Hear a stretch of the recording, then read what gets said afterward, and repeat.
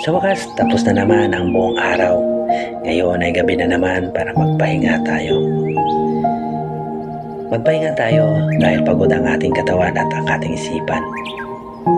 Kaso ang nangyari, hindi tayo dalawin ng antok. Kaya lumabas ako sa mismong bahay namin at naglalakad ako. Naglalakad ako ng dahan-dahan. Dahan ng dahan at nakatingala sa langit.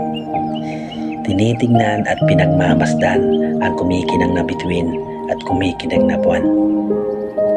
Dinadamdam ang lamig ng hangin at dinadamdam ang yakap ng gabi na napakalambing. Dinadamdam ang mga ibon ang kanilang musika. Dinadamdam ang